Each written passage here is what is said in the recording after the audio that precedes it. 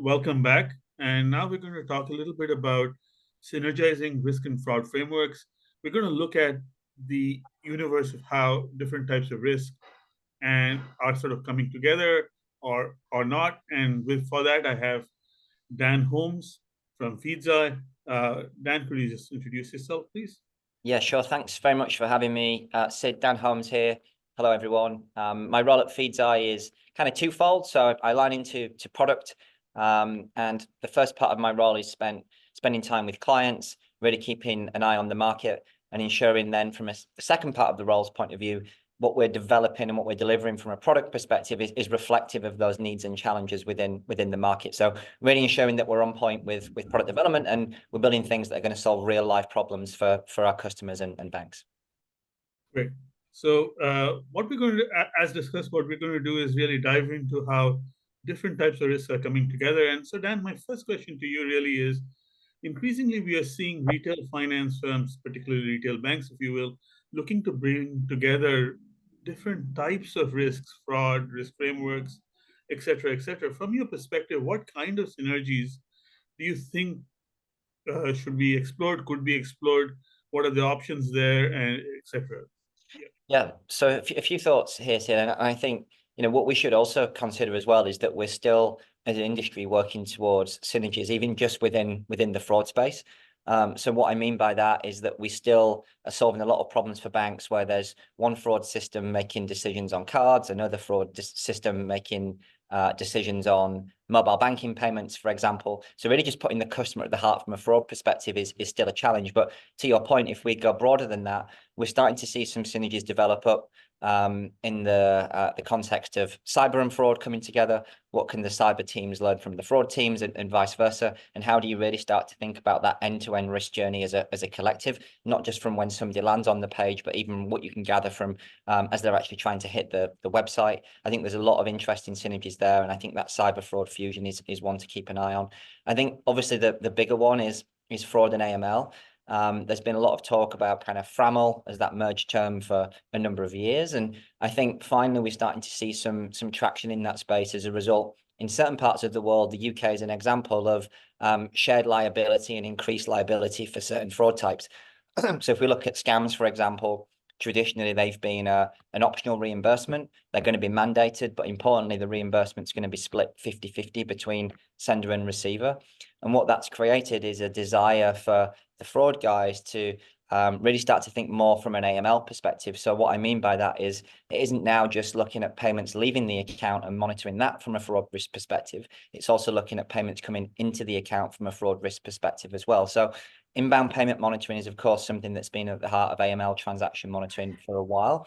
I think the key difference from a fraud perspective here is that we want to try and make this real time and apply those same capabilities that we've had on the outbound side for a number of years onto those inbound payments as well. And naturally what that does, I guess, if we go full circle back to my first point, is it starts to further enhance and further amplify that view of the customer within the fraud space as well. So you can really truly understand somebody's transactional patterns in more depth than you can if you're only just looking at what they're spending. And then I think the natural extension will be as we start to think more about where the money's going and the mule account problem, so to speak, how do you stitch the journey together end to end, thinking about both the credit risk of an individual and the fraud risk of an individual? We know that we look at some of the key features of mule accounts. It's typically people that have got signs of financial hardship.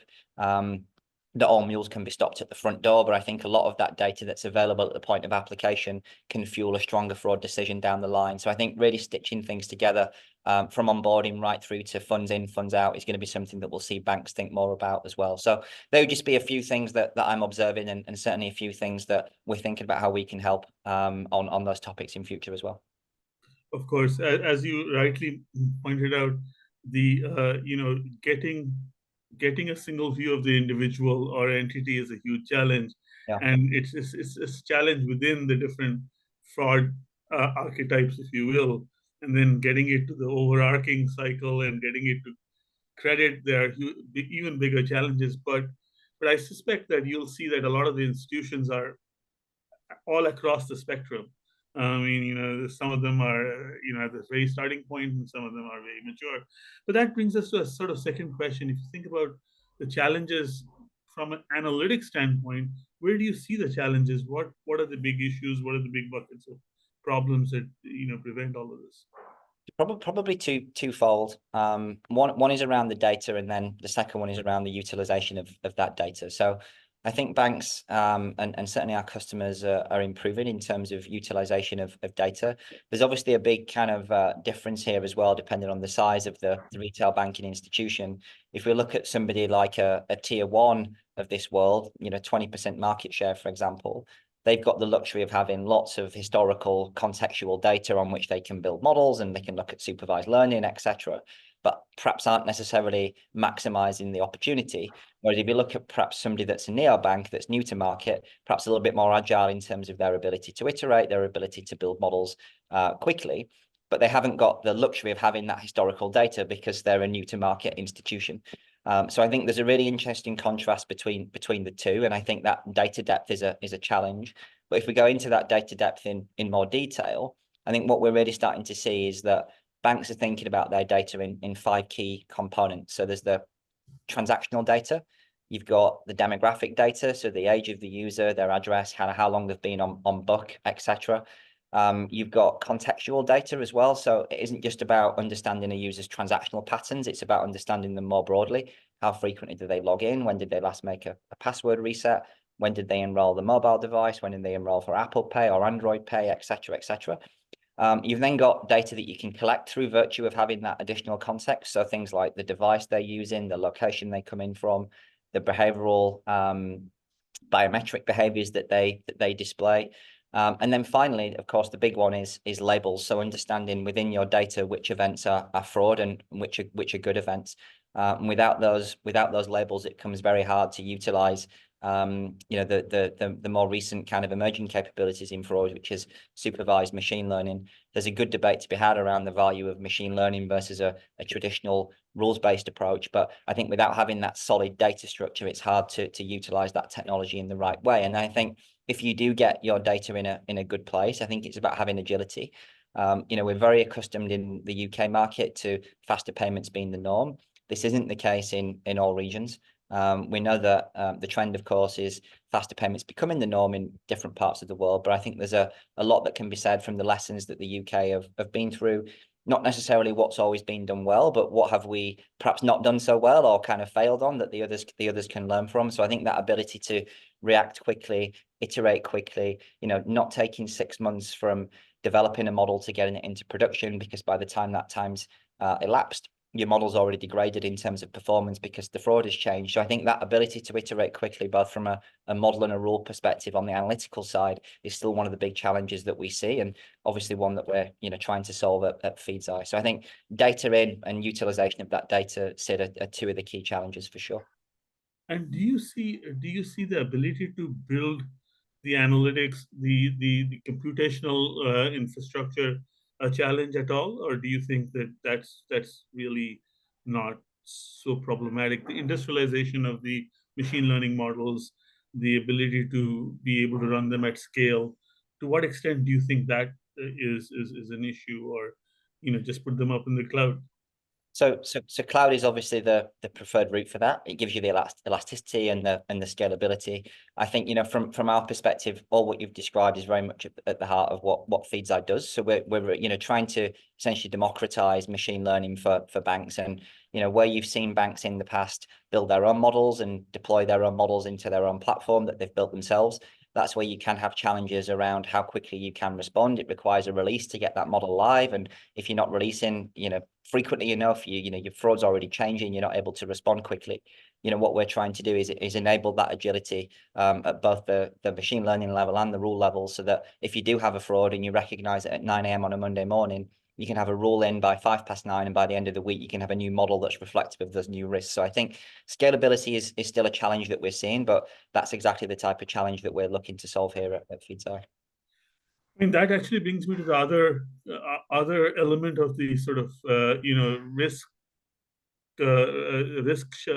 element sharing across the risk cycle, if you will. So, do you think that you can, whether fraud, AML, credit, do you think substantial elements of things like development, testing, the model risk management, etc., can be actually shared I mean, given they are near sort of, and they will be leveraging similar analytical frameworks increasingly so, if you will.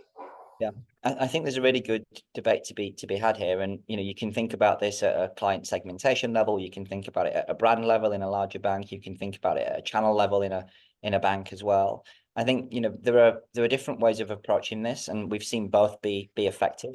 So if we create an example of if we have a bank that has different payment types, let's say they have international payments and domestic payments, for example, as well as card payments as facilities for their users. Obviously, they want to protect those journeys from a fraud risk perspective, but how do you do that in the most effective way? Well, you have a number of options. You could build one model to service all of those different channels. So to your point, you've got that shared development concept. You've got all your data in the same place.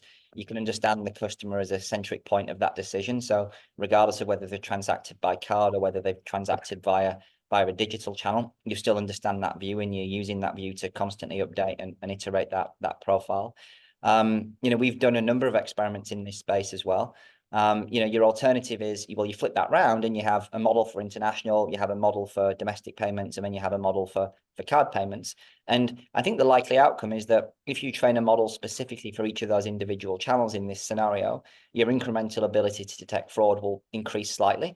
But if that's a 2 percentage point increase, so it takes you from 70% to 72% detection, that seems like a good result on paper. But then that means you've got 3 models to manage and maintain from a governance perspective. You've got 3 models to think about how often do I retrain them. You've got 3 models to think about, do I need 3 different data science team or a data science team that's 3x the size that I've currently got in order to maintain those models. So it isn't always just as obvious as saying the result that finds the most fraud is the best one. You've got to think about the economical value of that and what that means from an overhead perspective as well. So I think both are possible, and we've seen results in both sides. Again, going back to your point around scalability and flexibility, we want to give it an environment and a platform where it's possible to do all these things and let the bank perhaps decide what is best for them in terms of their risk appetite. Right. And so clearly there are trade-offs, and you need, I mean, how you share them, what do you share, etc., has different trade-offs with different sharing mixes, etc. But let's now swivel a little bit to the data environment. I mean, looking around at the data ecosystem, where do you see the key windows for improvement, if you will? Yeah, so I think the key thing is, how do we enable, or how do we democratize machine learning across all the different types of banks and different types of institutions that we see out there? So I think we've discussed how much easier it is for a tier 1 institution with high volume of frauds, high volume of data, historical depth of data to be able to go and train and deploy those models. And we've spoke about how it's perhaps not so easy for a smaller or a newer to market institution. I think what we're thinking about there and how I see perhaps, let's say, the opportunities is probably twofold. So how do you, as a provider, use your experience of developing models for larger institutions? How do you take the key principles, the key features of those models and expose them and make them available for some of those new to market institutions? So perhaps they can start to use machine learning from day 1 rather than having to wait till day 90 or day 180, depending on how long that data block takes to build up. I think the second, perhaps more bullish opportunity is, how do you think about perhaps cross-pollinating data? So we've spoke about data being contextually exchanged within the bank's environment as a positive, but what about if you lift that up another layer? So rather than coming from the top down and building a model per bank, you can look at it from more of a shared intelligence perspective. And how do you allow the smaller banks to perhaps tap into the intelligence and data benefits of some of the larger institutions to allow them to operationalize their machine learning capability from earlier in their life cycle, thus allowing them to drive better fraud results and protect customers more efficiently. Great, that's really interesting. I suspect in many of these, to operationalize data to a new layer, you probably need regulatory support as well, regulatory, central banking, sort of a broader consensus in that universe, if you will. Different regions will have different challenges in that space, and you've got the challenges of encryption and hashing and all these things that you need to work through. And I think if you look at it from that perspective, you can start to think about, oh, it's going to be a real challenge to get there. I think what we're trying to think is, how can we start with the objective and the value, and then work backwards from that and see how we can overcome those problems once we've got people bought into the value. As I think it's easy to solve those once there's a clear value proposition for everybody to understand. Of course. And technology architecture makes a difference as well. I mean, certain regions, such as some of the smaller banking environment in the United States has a lot of outsourced infrastructure already, which sort of hopefully would accelerate that process. So in any case, thank you very much, Dan. This was very insightful and interesting. And so we can clearly see that the uh, process of integrating different risk types is challenging. It's challenging within the fraud archetypes themselves, but extending it to the whole risk universe is more challenging than that. But that there are opportunities, and we feel, and clearly different institutions are at different points in their journey and can learn from each other in some ways. In any case, thank you very much. Thanks for having me, Sid. It's been a pleasure. Thank you.